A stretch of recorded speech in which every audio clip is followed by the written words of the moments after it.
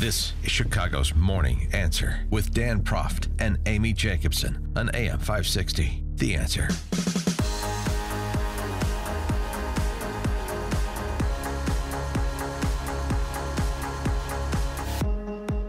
Top of the morning, Dan and Amy. Okay, we'll play it one more time. Oh, yes. The Philadelphia Spanish announcers call of Cody's clank. Pie de Cody Parkey. 43 yardas. El snap. Le mete el pie. Distancia, dirección. Le dio el poste. ¡No! ¡Falló! ¡Oh! ¡No, señor! ¡No, señor! ¡No, señor! ¡No, señor! ¡No, señor! ¡No, señor! ¡Los Eagles se van con la victoria! ¡Ay, papá! ¡No, señor! ¡No, señor! Chicago, Chicago. All right, now that's a low blow. It's rubbing in our faces. Philadelphia gana el partido. Le dio el poste. Oh, gosh. Because we were ahead most of the game, so it was it was awful. I feel so bad. Who's having a worse day today? Him or Ed Burke? I'll tell you what. O Senor is my new favorite broadcaster catchphrase, replacing Dick Enberg's. Oh, my. That's good. All right, switching gears, but he's a sports fan. Everybody has to enjoy that call. That transcends politics and sports and city loyalties. Real emotion. I don't know if McCarthy's an East Coaster, so he's probably like a Giants or Jets fan. Can you imagine? Let's find out. We'll talk about that, and we'll also get his thoughts on Syria and the Mueller investigation. We're pleased to be joined again by Andy McCarthy, former Chief Assistant U.S. Attorney in Manhattan, contributing editor at National Review. Andy, thanks for joining us again. Appreciate it. It's my pleasure. I'm a Jet fan who's heard no shortage of no senor for the last 30 years. So yes.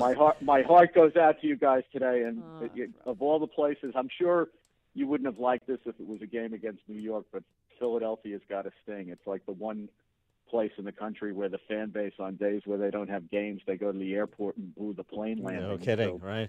Exactly. Booing Santa Claus, famously, precisely.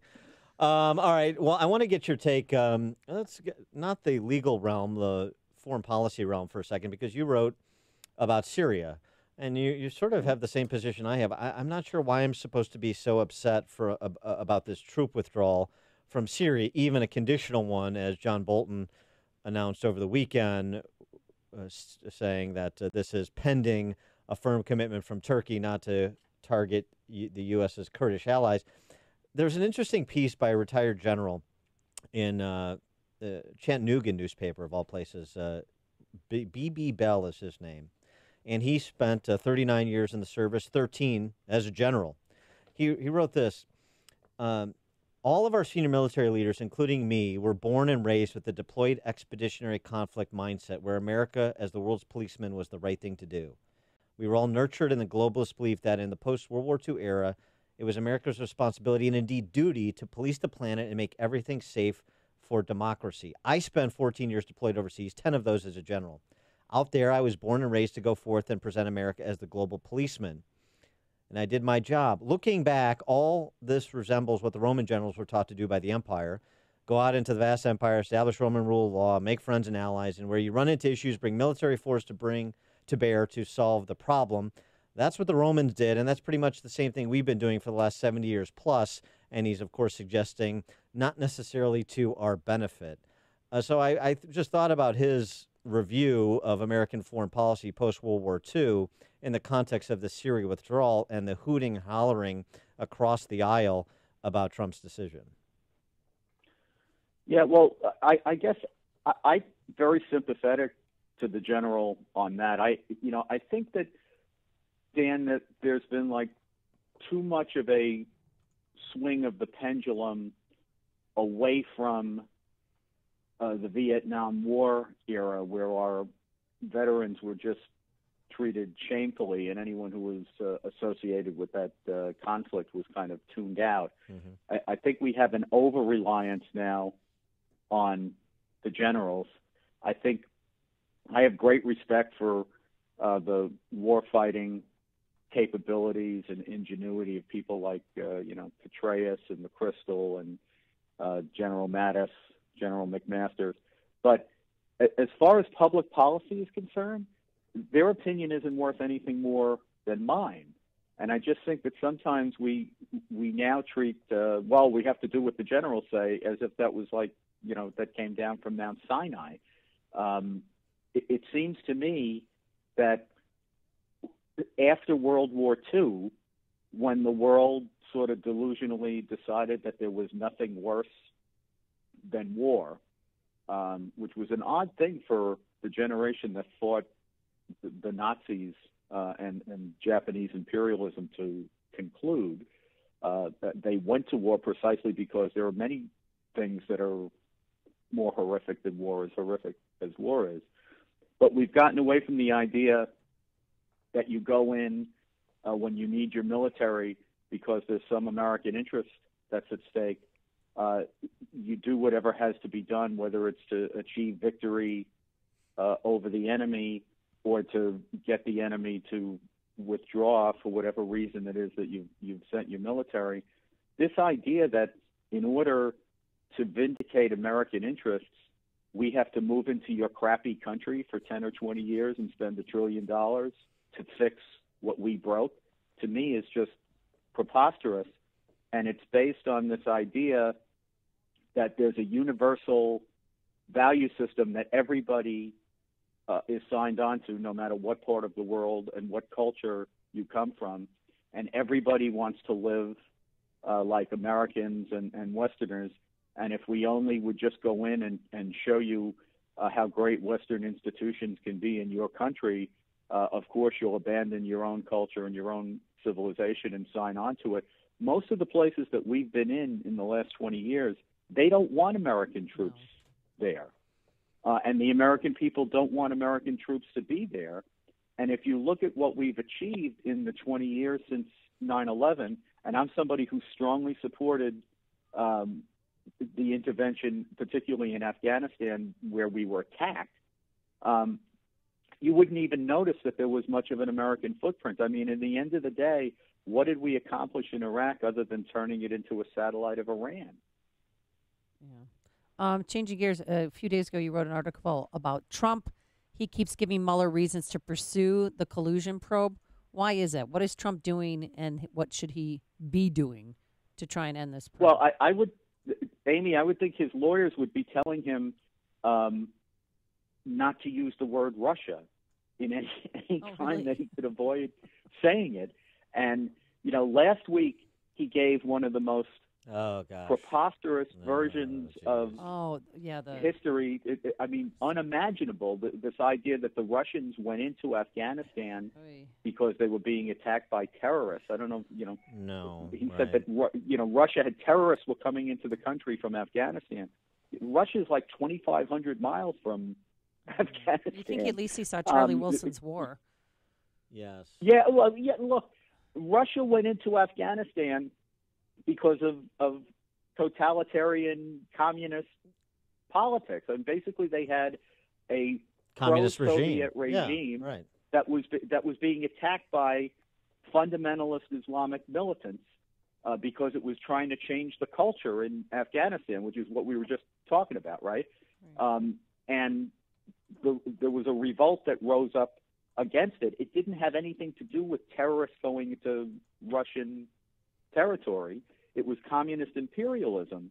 And it suggests, first of all, that Trump doesn't understand the geopolitical threat that was posed by the Soviet Union, and that ought to inform people in terms of what Putin's revanchist ambitions are. It suggests that he doesn't understand the roots of modern militant Islam.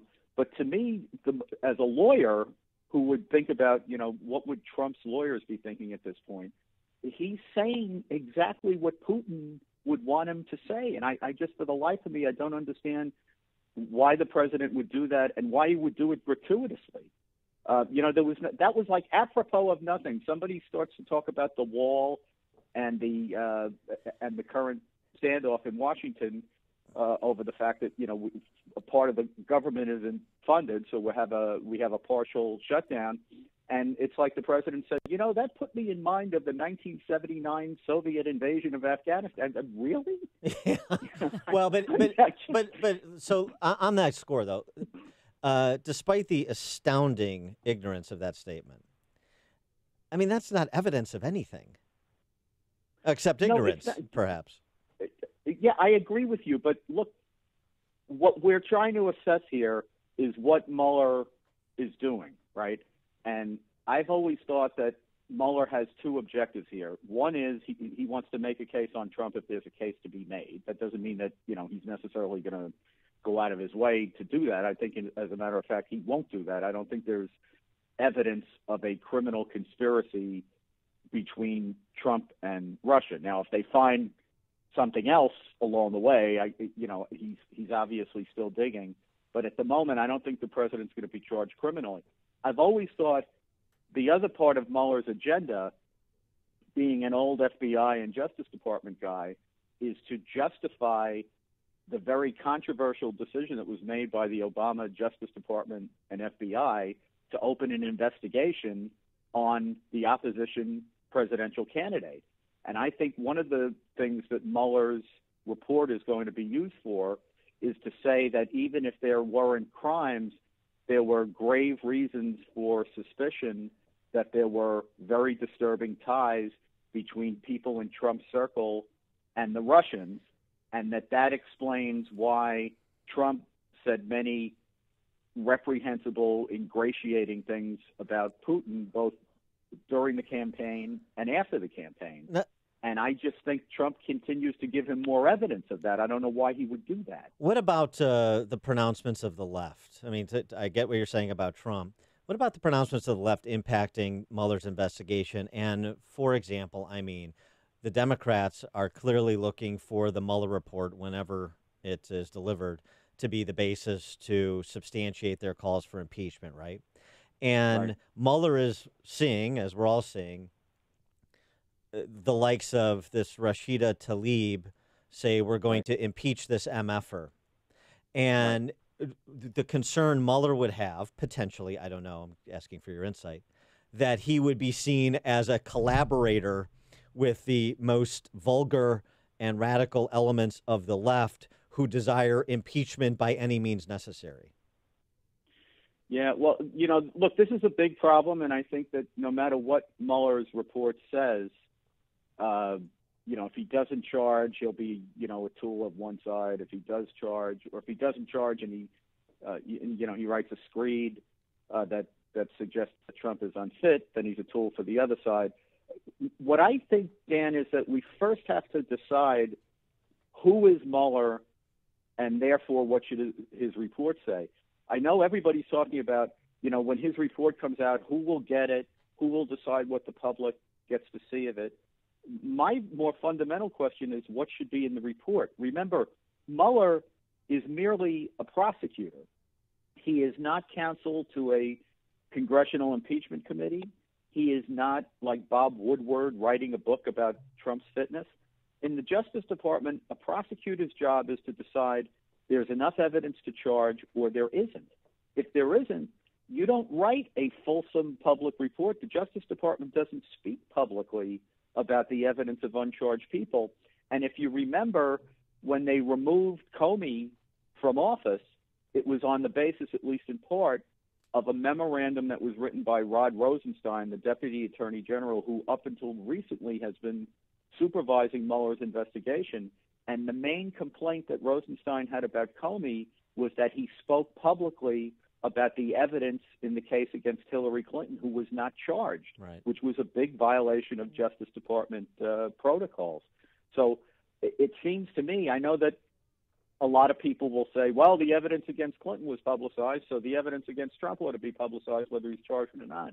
That's not the way the Justice Department works. And since Mueller's merely a prosecutor, I don't think, if he doesn't have charges to bring against the president, then I don't think he ought to say anything more than there's not sufficient evidence to charge. So, that would be a moment. That would be a moment. There should be a big debate about why is it appropriate for Mueller to say anything more than that if he doesn't have charges. No, it's an interesting point. I mean, in terms of professional ethos, I just don't know if such a thing exists anymore in our politics. Right. He is Andy McCarthy, former Chief Assistant U.S. Attorney in Manhattan, contributing editor at National Review, nationalreview.com, where you can find all of his musings. Andy, thanks as always for joining us. Appreciate it. Yeah, my sympathy, guys. Have a great week. Thank All you. right, thanks a lot. And you joined us on our turnkey.pro answer line. Listen to Dan and Amy on your smartphone. Download the AM 560 mobile app today at 560theanswer.com/mobile. I'm Dan Proft. And